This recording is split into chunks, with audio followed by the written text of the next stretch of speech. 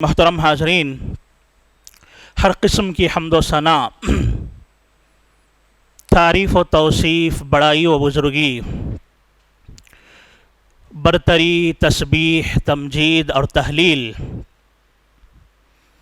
اللہ وحدہ لا شریک کے لیے لائق و سزاوار ہے۔ درود و سلام ہو تمام انبیاء کرام پر، خصوصاً آخری نبی جناب محمد الرسول اللہ صلی اللہ علیہ وسلم کی ذات گرامی پر۔ اللہم صلی علی محمد وعلی آل محمد وبارک وسلم۔ محترم حاضرین، خطبہ مسنونہ کے بعد میں نے آپ کے سامنے سورۃ الحدید کی آیت نمبر 4 میں نے پڑھی ہے، اور ایک حدیث جس کو امام بخاری رحمہ اللہ نے اپنی کتاب صحیح بخاری میں، جس کے راوی حضرت انس بن مالک رضی اللہ تعالیٰ عنہ ہے، جو حضرت ابو بکر سے روایت کرتے ہیں، وہ روایت میں نے آپ کے سامنے نقل کی ہے۔ آج کے ہمارے خطبے کا موضوع اللہ تعالیٰ کے ناموں میں سے ایک نہایت ہی اہم نام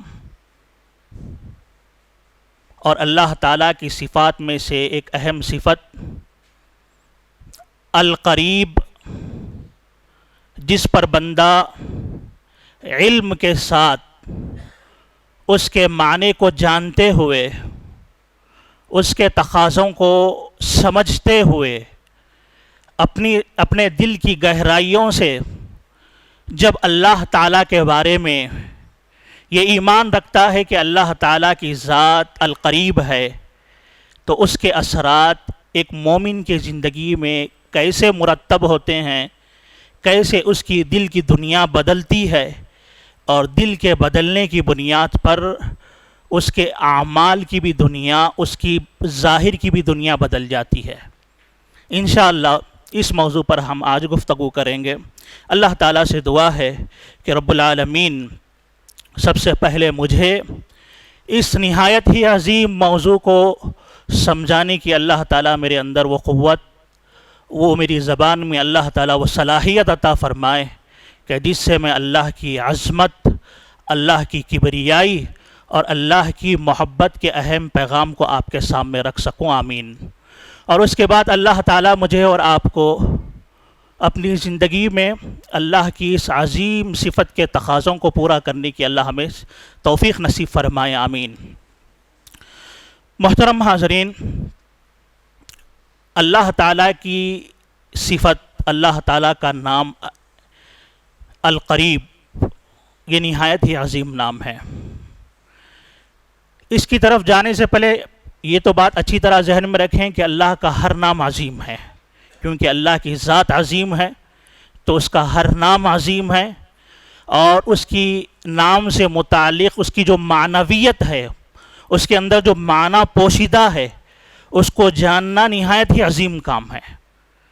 اللہ تعالیٰ کی اسماء و صفات کو جاننا، اس پر ایمان لانا ہمارے عقیدے کا حصہ ہے۔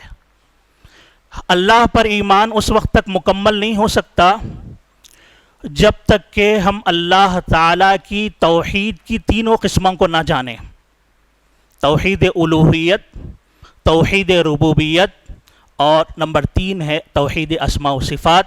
اللہ کو اپنا رب جاننا، ماننا اور اللہ ہی کی عبادت کرنا، اور نمبر 3 کہ اللہ تعالیٰ کے نہایت ہی عظیم پیارے پیارے اسماء حسنہ اور بلند بلند بالا اللہ تعالیٰ کی صفات ہے، اس کو جاننا اور اس پر ایمان لانا۔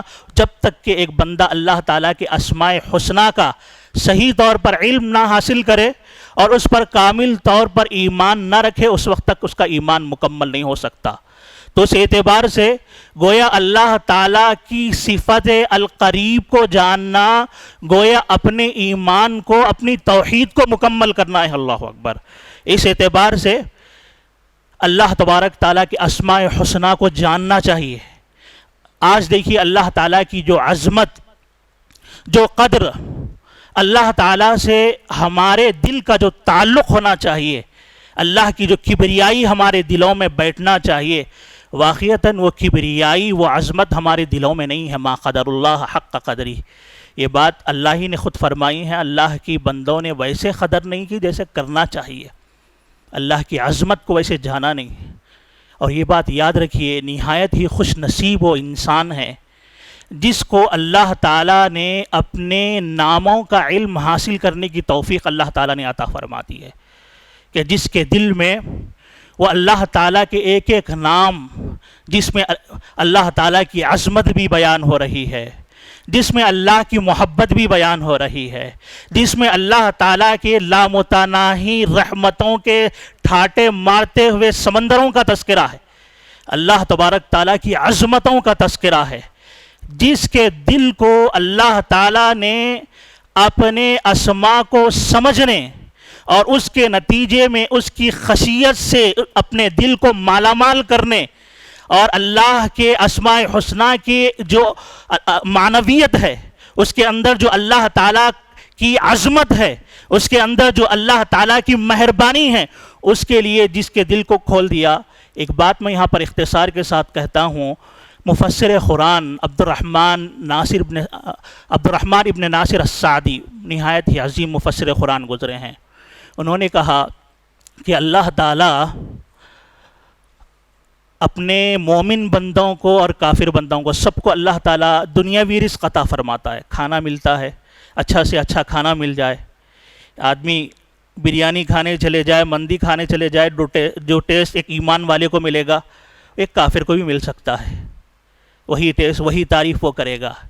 لیکن عبد الرحمن ابن ناصر السعدی رحمۃ اللہ علیہ کہتے ہیں کہ ایک رزق ہے جو دل کا رزق ہے، اللہ اکبر، ایک رزق ہے جو دل کا رزق ہے، وہ کیا ہے؟ اللہ تعالیٰ سے متعلق بندے کا علم حاصل کرنا، اللہ اکبر، اللہ تعالیٰ سے متعلق بندے کا علم حاصل کرنا، جو اللہ کے ناموں میں جو اللہ کی جو عظمت ہے، جو اللہ کی بڑائی ہے، جس کو اللہ تعالیٰ نے اپنے ناموں کی معرفت کی توفیق اللہ تعالیٰ نے عنایت فرما دی ہے، اس کو اللہ تعالیٰ نے اس کے دل کا رزق اللہ تعالیٰ نے عطا فرما دیا ہے۔ وہ دل کی چاشنی، وہ مٹھاس، یہ اللہ تعالیٰ اپنے قریبی بندوں کو عطا فرماتا ہے۔ بندے کی خوش نصیبی ہے کہ اس کو توفیق مل جائے کہ وہ اللہ کی معرفت کو حاصل کرے۔ اللہ کے نبی صلی اللہ علیہ وسلم کی حدیث ہے، علامہ البانی رحمہ اللہ نے اپنی کتاب صحیح الجامع میں اس کو حسن قرار دیا ہے۔ دیکھیے آپ ذرا اندازہ لگائیے، میں نام کہ معنویت اور اس کے تقاضوں سے پہلے میں یہ بتانا چاہتا ہوں کہ اللہ تعالیٰ کے اسماء حسنہ، اس کو سمجھنے کی توفیق مل جانا، یہ اللہ کا بہت بڑا کرم ہے، یہ اللہ کی بہت بڑی مہربانی ہے، اللہ ہر ایک کو نہیں دیتا۔ اللہ کے نبی نے فرمایا ان للہ تعالی آنیۃ من اہل الارض، اس زمین کے اندر لوگوں میں اللہ تعالیٰ کے کچھ برتن ہیں، اللہ کے نبی صلی اللہ علیہ وسلم نے فرمایا، اللہ اکبر، اللہ کے کچھ برتن ہیں۔ اس حدیث کو سمجھیے، کیا مطلب ہے اس کا؟ جیسے دنیا کے اندر کوئی بادشاہ ہو، کوئی بڑا آدمی ہو، اس سے کوئی چیز جڑ جاتی ہے تو اس کی عظمت ہو جاتی ہے۔ بادشاہ کے برتن تو نہایت ہی عظیم برتن ہوں گے، بڑے آدمی کے کپڑے ہیں تو کپڑوں کی بھی نسبت بڑھ جاتی ہے۔ تو گویا اللہ کے نبی نے فرمایا اس دنیا کے دن، حسن درجے کی ثابت روایت ہے کہ اللہ تعالیٰ کے کچھ برتن ہیں، اس کے اندر نہایت ہی عظیم چیز سموتی ہے، نہایت ہی عظیم چیز اس کے اندر موجود ہوتی ہے۔ اور اللہ کے نبی صلی اللہ علیہ وسلم نے فرمایا تمہارے پروردگار کے برتن وہ اللہ کے نیک بندوں کے دل ہے، جس میں اللہ تعالیٰ کی اسماء حسنہ کی معرفت ہوتی ہے، اللہ اکبر۔ جس دل کے اندر اللہ کی عظمت ہو، جس دل کے اندر اللہ کی بڑائی ہو، جس دل کے اندر اللہ کی محبت کا وہ ٹھاٹے مارتا ہوا سمندر ہو کہ جس کی وجہ سے وہ عبادتوں میں ٹھہرا ہوا ہے، نماز کی حالت میں ہے، اللہ تعالیٰ کی بارگاہ میں ہے، سجدوں میں ہے، دل کی ایک عجیب کیفیت ہے، تلاوت قرآن مجید کر رہا ہے، اللہ کی عظمت کا تذکرہ ہو رہا ہے، دل میں اس کا خوف پیدا ہو رہا ہے، اللہ تعالیٰ کی رحمتوں کا تذکرہ ہو رہا ہے، تو ایک قسم کی ایک امید ہے، اور دل میں اس قدر کیفیات آدمی کے دل میں پیدا ہو رہے ہیں کہ اس کے اثرات اس کے آنکھوں سے ظاہر ہو رہے ہیں کہ اللہ تعالیٰ کی خشیت میں بھی وہ بندہ رو دیتا ہے، اور اللہ تعالیٰ کی محبت اور اللہ تعالیٰ کی رحمت کا تذکرہ کر کے بھی وہ بندہ رو دیتا ہے۔ یہ نہایت ہی عظیم انسان ہے۔ اللہ تبارک و تعالیٰ، اللہ کے نبی صلی اللہ علیہ وسلم نے، صحیح بخاری کی روایت ہے، آپ دیکھیے اللہ تعالیٰ کے اسماء حسنہ سے محبت ایک آدمی برابر اس سلسلے میں کوشش کرتا رہے، اللہ کے ناموں کو پڑھے، اس کی عظمت کو سمجھے، اس کی رحمت کو سمجھے، اس کی کبریائی کو سمجھے، اس کی بڑائی کو سمجھے، اور اپنے زندگی کے اندر اس کو لاگو کر لے، اس سے جڑا رہے اللہ تعالیٰ کی صفات سے۔ یہ نہایت ہی عظیم آدمی ہے، اللہ کے پاس اس کا بہت بڑا مقام ہے۔ اللہ کے نبی صلی اللہ علیہ وسلم کے صحابی کہتے ہیں، صحیح بخاری کی روایت ہے، اللہ کے نبی صلی اللہ علیہ وسلم نے ایک صحابی کو لشکر میں بھیجا تھا جنگ کے موقع پر، اور ان کو اللہ کے نبی صلی اللہ علیہ وسلم نے سارے لشکر کا سپہ سالار بنا کے بھیجا۔ اب وہ جنگ میں نکلے ہیں لشکر کے ساتھ، تو جب بھی نماز پڑھاتے ہیں، نماز میں سورۃ الفاتحہ کے بعد کوئی دوسری سورت پڑھتے ہیں، اور اس کے بعد سورۃ الاخلاص پڑھتے ہیں، جو اللہ تعالیٰ کے اسماء و صفات ہے اس کے اندر۔ عجیب اللہ تعالیٰ کی محبت۔ قل هو اللہ احد اللہ الصمد لم یلد ولم یولد ولم یکن لہ کفوا احد۔ دونوں میں فرق ہے جناب، غور کریے میں جو بات بتانا چاہا۔ سورۃ الاخلاص کو ایسے ہی پڑھ لینا، قل هو اللہ احد اللہ الصمد لم یلد ولم یولد ولم یکن لہ کفوا احد، یہ بھی ہو گیا۔ دل کی گہرائی کے ساتھ پڑھنا، ایک ایک نام کو سمجھ کے، قل هو اللہ احد، اللہ اکیلا ہے، اللہ الصمد، اس کے معنوی کی، اس کے اندر جو معنویت ہے، وہ جو گہرائی ہے جس میں اللہ کی ایک بڑائی بندے کو محسوس ہو رہی ہے، جس کی وجہ سے بندہ ساری دنیا سے کٹ کر، ساری دنیا کی عظمتوں کو بھلا کر اپنے رب کی کبریائی کو واقعتاً اللہ اکبر، اللہ بڑا ہے، دل کی گہرائی سے یہ الفاظ نکال رہا ہے۔ اللہ الصمد، اللہ بے نیاز ہے، لم یلد ولم یولد۔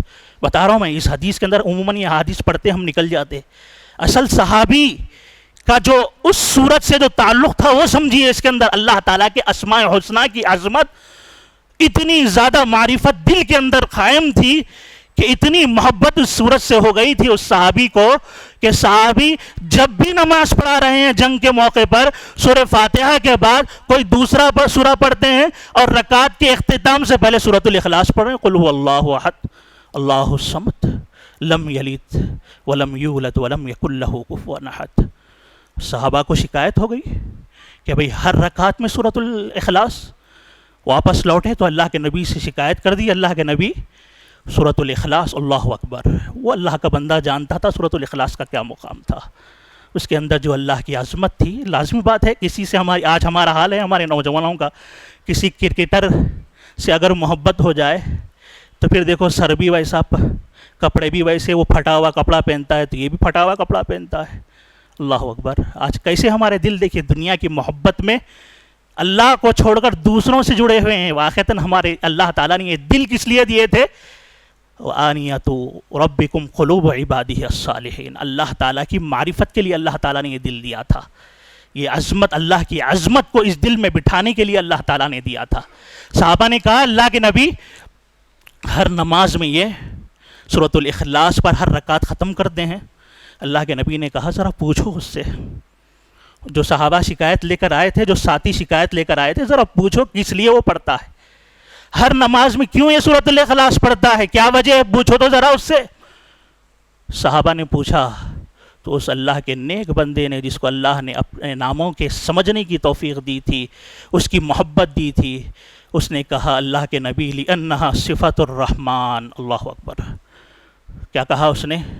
اللہ کے نبی سورۃ الاخلاص سے ایک محبت ہو چکی ہے، کیونکہ اس میں اللہ تعالیٰ کے رحمان کی صفات ہے، اس کے اندر اللہ کی بڑائی ہے، اس کے اندر اللہ کی عظمت ہے، اس کے اندر اللہ کی یکتائی ہے، اس کے اندر اللہ کی اس کے اندر تعریفیں ہیں، توصیف ہے اس کے اندر۔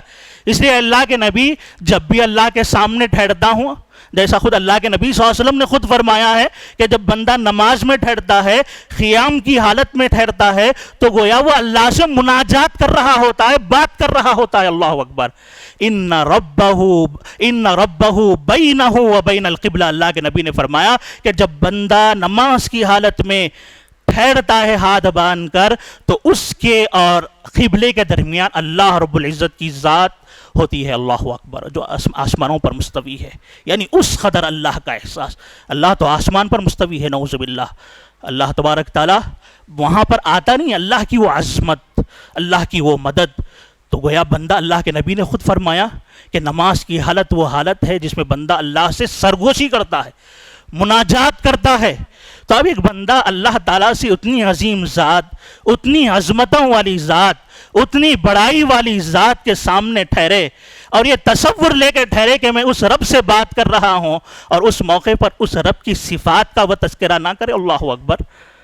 ایک محبت تھی، رب سے میں بات کر رہا ہوں تو ہر نماز، ہر رکعت میں اللہ تعالیٰ کی تعریف کروں، اللہ کی صفات کو بیان کروں. تو ان کے اس اعلیٰ جذبے، غور کر رہے ہیں اب بات کیا بتا رہا ہوں میں، کہ اللہ نے اس بندے کے دل کو اللہ کی صفات کے لیے کھول دیا تھا، اس کی عظمت کے لیے. اسی لیے تو محبت تھی، اسی لیے تو ہر نماز میں وہ پڑھ رہے تھے.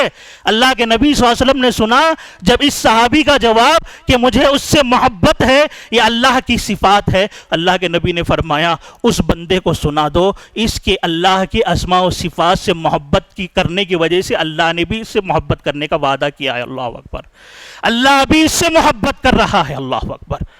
وہ جو صحابی رسول ہے جو قباء کی امامت کرتے تھے، امام احمد ابن حنبل رحمۃ اللہ علیہ نے مسند احمد کے اندر نقل فرمایا ہے کہ ایک صحابی مسجد قباء جو قباء میں تھی اس کے امام تھے، نہایت ہی دیندار آدمی تھے، اور ان کا بھی حال یہی تھا عجیب کہ اللہ کے اسماء و صفات سے اتنی محبت کہ یہ جو صحابی رسول آخر میں سورہ فاتحہ پڑھتے تھے، یہ سورۃ الاخلاص پڑھتے تھے، ان کا حال یہ تھا کہ سورۃ الفاتحہ کے بعد دوسری کوئی سورت پڑھنے سے پہلے سورۃ الاخلاص پڑھتے تھے. اب معاملہ دیکھیے، اتنی محبت اللہ کی صفت سے لوگ آ کے کہنے لگے. اب اللہ کے نبی ہر نماز میں تو قباء میں نہیں رہتے تھے، ہفتے میں ایک دن اللہ کے نبی صلی اللہ علیہ وسلم آتے تھے قباء میں. تو اب یہ سارے لوگ بولے کہ بھائی کیا ہو گیا یہ، لیکن ہے بڑا دیندار آدمی، بڑا متقی. سارے اہل قباء ان کے علم کو اور ان کے تقوی کو مانتے تھے اور سمجھتے تھے کہ یہی اللہ کا بندہ ہمارا امام ہونا چاہیے، کوئی اور نہیں ہونا چاہیے. اب آ کے ان سے کہنے لگے کہ جناب ہر نماز میں سورۃ الاخلاص، ہر نماز میں ہر رکعت میں آپ سورۃ الاخلاص پڑھتے ہیں. تو انہوں نے کہا دیکھو میں اسے ہی پڑھوں گا، مجھے اس سورت سے محبت ہے، اگر تم نہیں چاہتے کہ میں امامت نہ کروں تو میں پیچھے ہٹ جاؤں گا، خلاص کسی اور کو امام بنا لو. میں امامت کروں گا تو اسی شرط پہ کروں گا کہ میں ہر رکعت میں سورۃ الاخلاص پڑھوں گا. اللہ اکبر. اب یہ لوگ بولے یہ تو معاملہ بڑا ڈینجر ہے، یا تو امامت سورت تو چھوڑنے کے لیے تیار نہیں ہے صاحب، یا امامت چھوڑنے کے لیے تیار ہے. تو انہوں نے کہا نہیں آپ ہی امام رہے، آپ کی امامت پر ہم اللہ کے نبی صلی اللہ علیہ وسلم جب آئیں گے تو معاملہ نمٹیں گے ان سے. اللہ کے نبی تشریف لائے ہفتے میں، انہوں نے شکایت کر دی یہی صحابی کی طرح، اللہ کے نبی ان کا معاملہ یہ ہے کہ سورۃ الفاتحہ کے بعد یہ بھی سورۃ الاخلاص پڑھتے ہیں اللہ کے نبی، آپ ذرا سمجھائیں. اللہ کے نبی نے بلایا، اللہ کے نبی نے ان سے بھی پوچھا کیا معاملہ ہے، کس چیز نے تمہیں مجبور کیا ہے ہر رکعت میں سورۃ الاخلاص پڑھنے پر. انہوں نے بھی کہا اللہ کے نبی یہ اللہ تعالیٰ کی صفات ہے، میرا دل چاہتا ہے کہ ہر رکعت میں سورۃ الاخلاص پڑھوں. اے اللہ کے نبی میں اس سے محبت کرتا ہوں. اللہ کے نبی نے فرمایا اللہ کے بندے یہ سورۃ الاخلاص کی محبت اتنی عظیم چیز ہے. اللہ کے نبی نے فرمایا ان حبک، تیری اس سورۃ الاخلاص کی محبت نے، اللہ تعالیٰ کے اسماء و صفات کی محبت نے جو تیرے دل میں گھری ہوئی ہے، اللہ کو اتنی پسند آئی ہے کہ اس محبت نے تجھے جنت میں داخل کر دیا ہے. اللہ اکبر. اس محبت نے تجھے جنت میں داخل کرتا. سوچیے آپ، ہماری کائنات کچھ اور ہی ہے، کسی اور کے تذکروں میں، دنیا کے ٹینشنوں میں، دنیا کی عظمتوں میں ہم جیتے ہیں. اسی لیے ساری دنیا ہم کو ڈراتی ہے، ساری دنیا سے خوف کھائے ہوئے ہیں. تھوڑا سا پٹاخہ بھی پھٹ جائے تو پریشان ہیں ہم، چھوٹی سی ذری سی پریشانی آ جائے تو نہ جانے دنیا کے پورے پہاڑ ہمارے سر پہ ہی گر گئے. یہ سب کس وجہ سے ہو رہا جناب؟ اس دل کے اندر اس رب سے تعلق نہیں ہے، اس رب کی عظمتیں جو ہونا چاہیے، اس رب کی جو بڑائی ہمارے دلوں میں ہونا چاہیے، وہ بڑائی وہ عظمت ہمارے دلوں میں. ہم کوشش کہاں کرتے بتائیے آپ؟ ہفتے کے 8 دن میں جمعے کا بھی موقع، اللہ رحم فرمائے، مسجد بھرتی کب پتہ ہے ہم کو، آخر میں ہماری قوم آتی ہے. عام بیانات جس میں تھوڑی سی تذکیر ہو جائے اس کے لیے وقت نہیں ہے. اللہ تعالیٰ کے اسماء و صفات کے لیے الگ سے کہاں سے وقت ہے ہمارے پاس؟ سوچیے. اب جس قدر اللہ سے جس قدر ہم دور رہیں گے اللہ کی مدد بھی تو اس قدر دور رہے گی.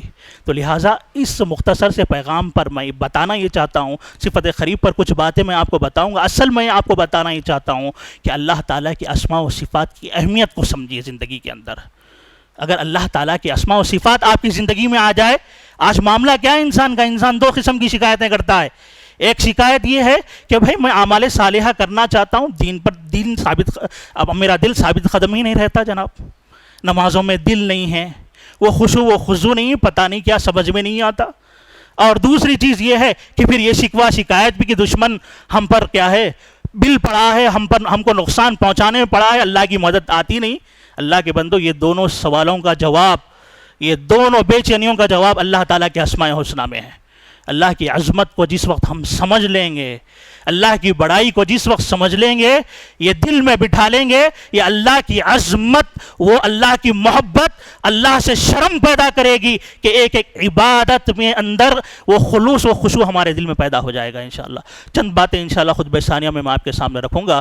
رب العالمین سے دعا ہے کہ رب العالمین ہم تمام کو اللہ تعالیٰ کی اسماء حسنہ جو اللہ کے نہایت ہی پیارے نام ہیں، اور اللہ تعالیٰ کی صفات علا جو اللہ کی نہایت ہی عظیم اور اعلیٰ صفات ہیں، اس کا علم حاصل کرنے اور اس کی عظمت کو اپنے دل میں بٹھانے کی اللہ تعالیٰ ہمیں توفیق نصیب فرمائے. آمین.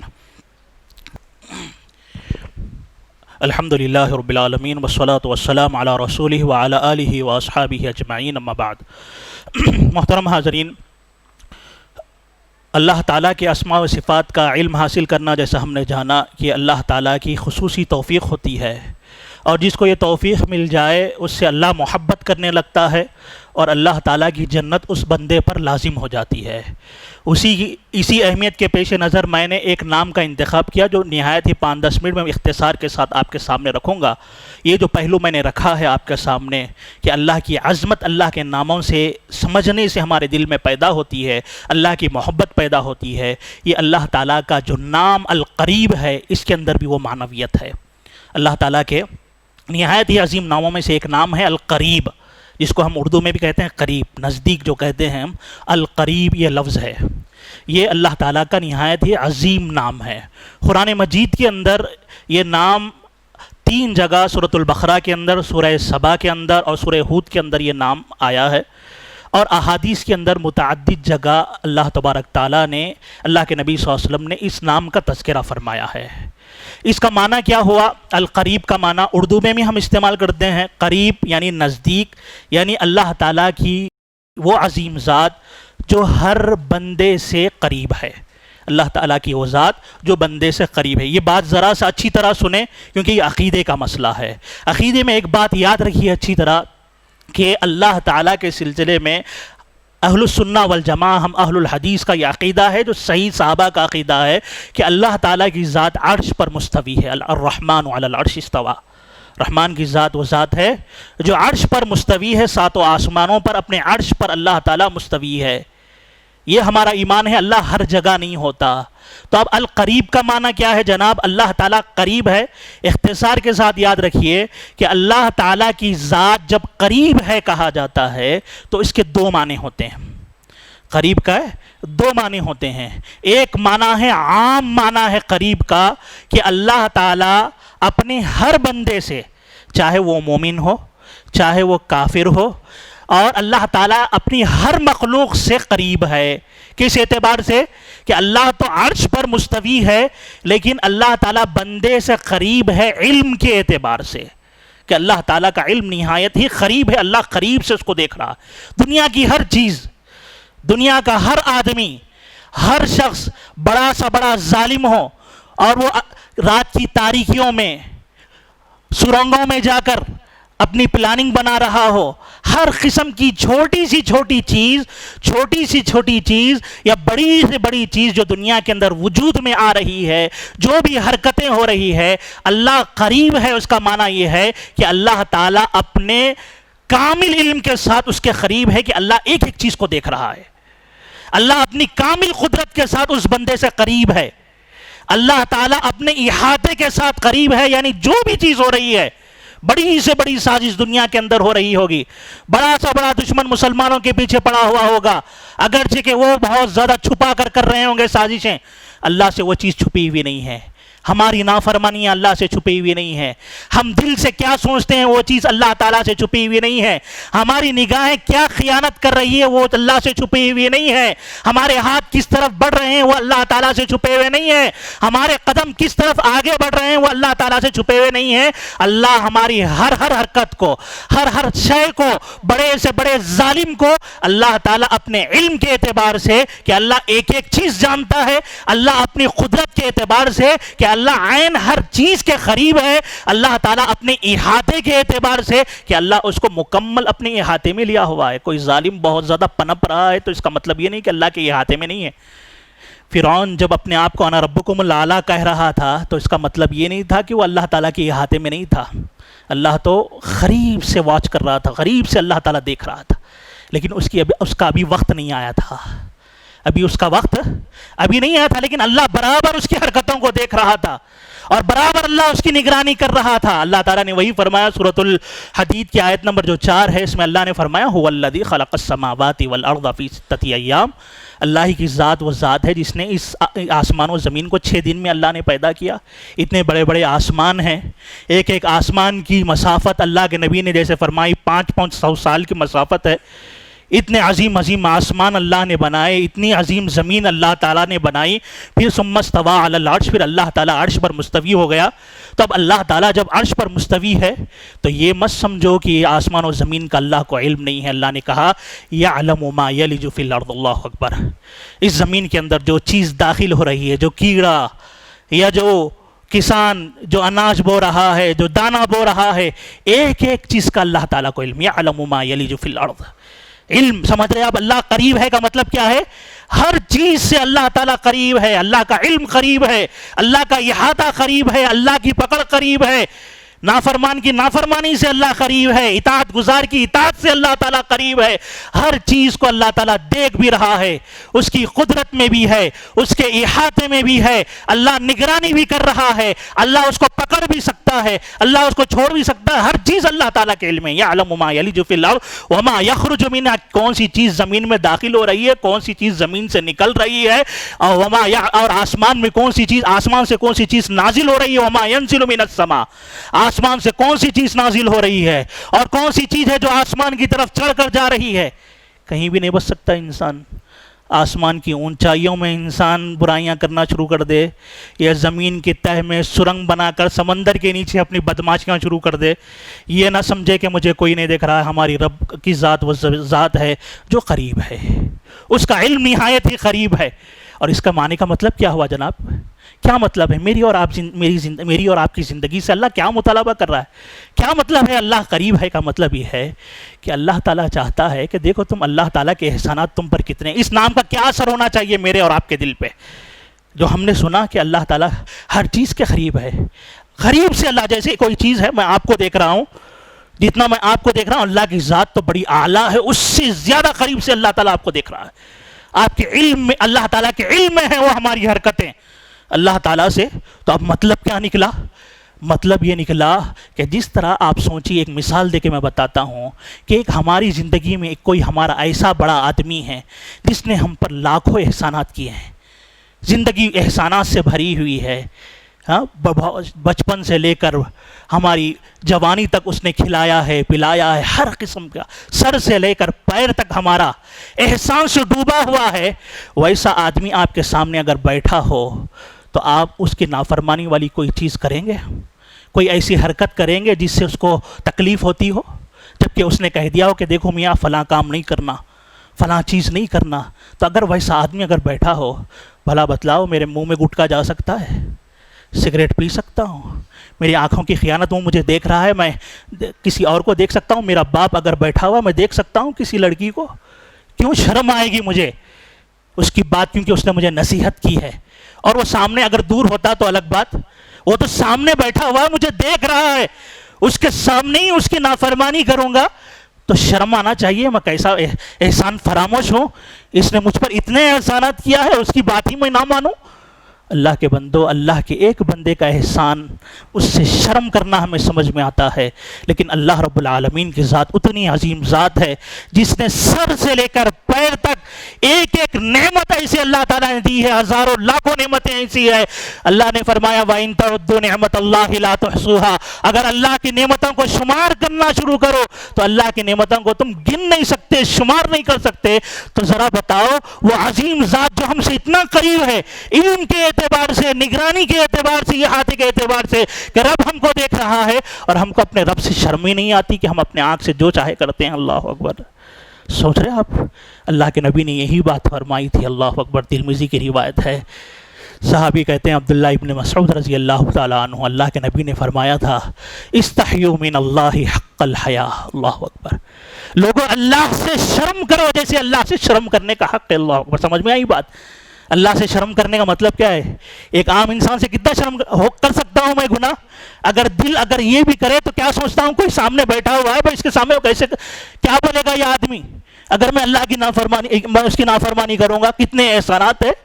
تو اللہ کے نبی نے فرمایا اللہ کے کتنے احسانات ہیں تم پر؟ اللہ تعالیٰ نے، یہ آنکھ اللہ کی ہے، یہ ناک اللہ تعالیٰ کی ہے، یہ منہ اللہ تعالیٰ کا ہے، یہ ہاتھ اللہ تعالیٰ نے تم کو عطا فرمایا ہے۔ یہ اللہ تعالیٰ کی یہ نعمتیں جو ظاہری نعمتیں ہیں، اور اس کے علاوہ باہر بھی اللہ تعالیٰ نے بڑی نعمتیں تم کو عطا کی ہے۔ اتنی عظیم صحت اللہ نے دی ہے، اتنا عظیم جسم اللہ نے دیا ہے، اور اتنا عظیم پروردگار تم سے کہہ رہا ہے اس آنکھ کو وہیں پر لگاؤ جہاں میرا حکم ہے۔ اور ہمارا ایک طرف ایمان بھی ہے کہ اللہ قریب ہے۔ اللہ قریب ہے کا مطلب کیا ہے؟ قریب ہے، اب اس پر ہم نے ایمان لایا ہے، اپنے دل میں یہ معنی بٹھا لیا ہے، تو مطلب کیا؟ کوئی ایسا موقع نہیں ہے میری زندگی میں جس موقع پر اللہ مجھے نہیں دیکھ رہا ہو، اس کا علم مجھ سے میرے قریب نہ ہو، اللہ کا احاطہ مجھ سے قریب نہ ہو، اللہ کی پکڑ مجھ سے قریب نہ ہو، اللہ تو مجھے دیکھ رہا ہے۔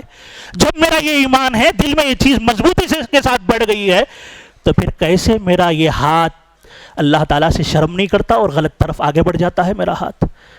کیوں یہ میری آنکھ؟ دیکھیے یہ بہت عظیم چیز ہے، اللہ تعالیٰ مجھے بھی توفیق عطا فرمائے۔ یہ احساس، اسماء حسنہ کا یہ احساس اپنے دل میں ہونا چاہیے۔ اس لیے اللہ کے نبی نے آگے فرمایا، صحابہ نے کہا اللہ کے نبی ہم تو اللہ سے شرم کرتے ہیں، ہم تو شرم کرتے ہیں۔ اللہ کے نبی نے فرمایا اللہ کے شرم کا مطلب یہ ہے اللہ نے یہ جو سر تم کو دیا ہے نا، اس سر کے اندر جتنی چیزیں ہیں اس کی حفاظت کرو، تبھی تم اللہ تعالیٰ کے شرم کا حق ادا کرو گے۔ اللہ نے یہ جو پیٹ دیا ہے، اس کے اطراف اکناف جتنی چیزیں ہیں اس کی حفاظت کرو، تبھی تم اللہ کے شرم کرنے کا حق ادا کرو گے۔ کیا مطلب ہے؟ یہ سر، اس سے ملی ہوئی چیزیں کیا ہے؟ یہ آنکھ ہے۔ اس آنکھ کی اگر ہم حفاظت کر رہے ہیں تو اللہ سے ہم شرم کر رہے ہیں، کیونکہ میرا تو علم ہے کہ میں چاہے کوئی دیکھے نہ دیکھے، میں تو باہر نکلا ہوا ہوں، میرا نہ بھائی ہے، نہ تو میرا کوئی جاننے والا ہے، نہ کوئی دوست ہے، نہ کوئی ہے، اب سامنے نظارہ ہے، گندگی نظر آ رہی ہے، بے حیائی نظر آ رہی ہے۔ اس وقت پر اگر میرا ایمان اللہ کی صفت قریب پر ہے تو میں تو یہی سوچوں گا اللہ تعالیٰ جو اتنے عظیم احسانات میری زندگی پہ کیا ہے، یہ آنکھ اللہ تعالیٰ سے اس سے شرم کرنا ہے، وہ یہ کہ یہ جو نظارہ، گندا نظارہ مجھے نظر آ رہا ہے، اسے نہیں دیکھنا چاہیے۔ جب میں اپنی آنکھ کو جھکا لوں گا اس سے، تو اللہ تعالیٰ کے شرم کرنے کا حق میں ادا کروں گا۔ یہ میرے کان ہے، یہ میرا منہ ہے، آپ دیکھتے جائیے سارے اعضاء میری شرمگاہ ہے، میرے ہاتھ ہے، میرے پیر ہے، ہر وقت میں دیکھ رہا ہوں کہ میرا رب دیکھ رہا ہے۔ ہاتھ کے سلسلے میں اللہ تعالیٰ نے حکم دیا ہے کہ اس سے حلال پکڑا جائے، پیر کے بارے میں اللہ نے حکم دیا ہے کہ حلال کی طرف چل کر جایا جائے، اللہ تعالیٰ نے شرمگاہوں کی حفاظت کرنے کا حکم دیا ہے، پیٹ کے سلسلے میں اللہ نے حکم دیا ہے کہ حلال غذا اس میں ڈالی جائے۔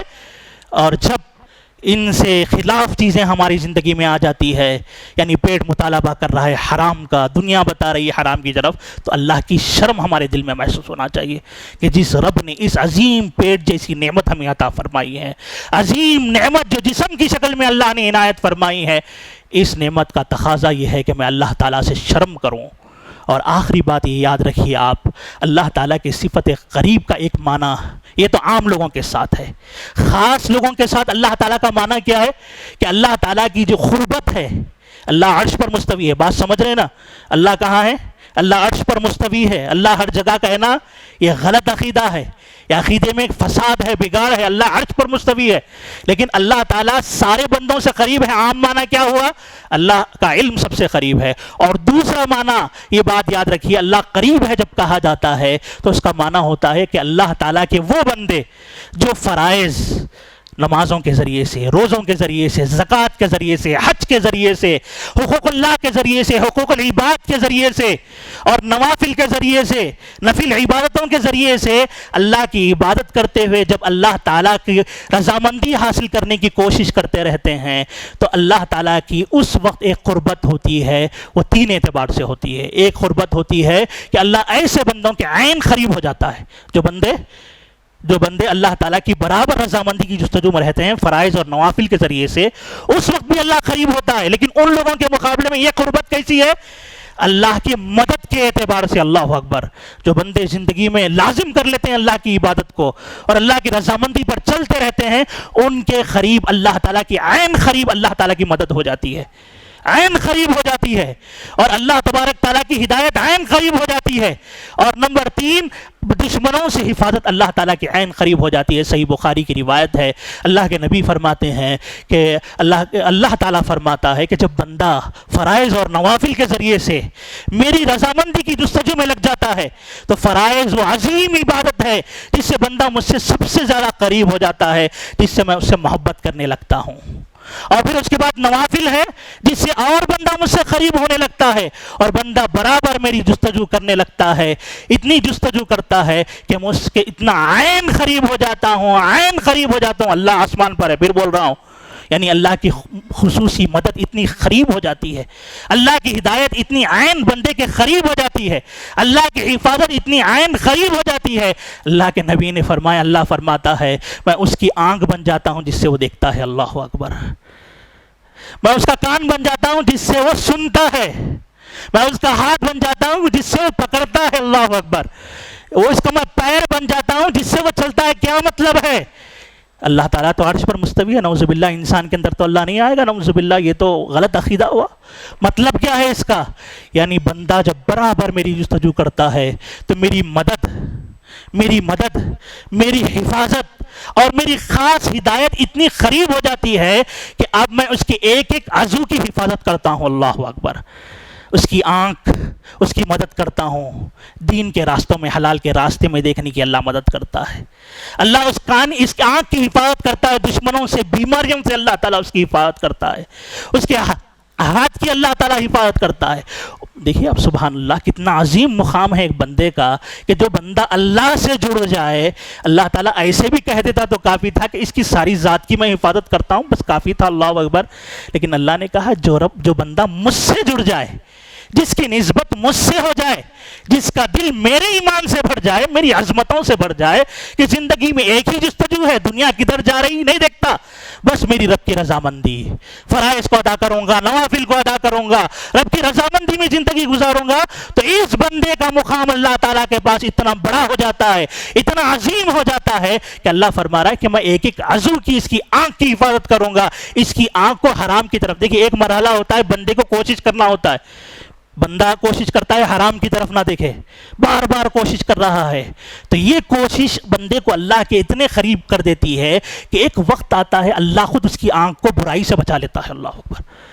بندہ کوشش کر رہا ہے، ہاتھ سے حرام نہیں پکڑوں گا، پیٹ میں حرام نہیں ڈالوں گا، کوشش کر رہا ہے، حرام کی طرف نہیں جا رہا، فاقے کر رہا ہے، سب کچھ کرنے کے لیے ساری دنیا دشمن ہو جائے، لیکن اپنے پیٹ میں حرام ڈالنے کے لیے داخل نہیں ہے، کمپرومائز دین سے کرنے کے لیے داخل نہیں ہے، تو یہ جستجو برابر بندے کی بڑھتی جاتی ہے۔ ایک مقام ایسا آتا ہے زندگی کے اندر، اللہ تعالیٰ اس کی اپنی خصوصی مدد کے ساتھ اللہ ایسی مدد کرتا ہے کہ اب اللہ تعالیٰ ایسے سارے راستے اس کے لیے ختم کر دیتا ہے جو حرام کی طرف لے جانے والے ہیں، اور اس کے لیے اللہ تعالیٰ ہدایت کے راستے کھولتا چلا جاتا ہے۔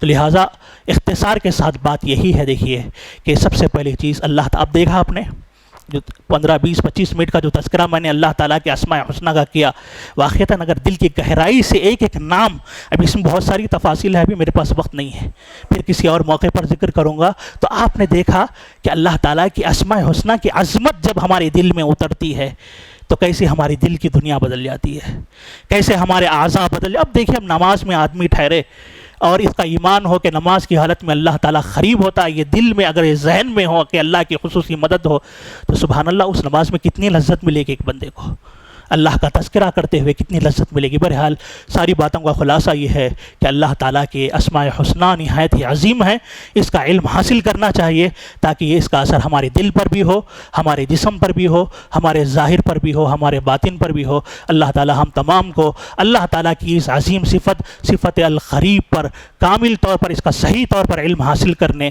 اور اس پر ایمان رکھنے اور یقین کے ساتھ اس نام کے ساتھ جینے کی اللہ تعالیٰ ہمیں توفیق نصیب فرمائے۔ آمین ثم آمین۔ اللہ و ملائکتہ یصلون علی النبی یا ایھا الذین آمنوا صلوا علیہ وسلموا تسلیما۔ اللهم صل علی محمد وعلی آل محمد کما صلیت علی ابراہیم وعلی آل ابراہیم انک حمید مجید۔ اللهم بارک علی محمد وعلی آل محمد کما بارکت علی ابراہیم وعلی آل ابراہیم انک حمید مجید۔ ان اللہ یأمر بالعدل والإحسان وإیتاء ذی القربى وینہی عن الفحشاء والمنکر والبغی یعظکم لعلکم تذکرون۔ اذکروا اللہ یذکرکم وادعوہ یستجب لکم ولذکر اللہ اکبر واللہ یعلم ما تصنعون۔ قوموا للصلاۃ۔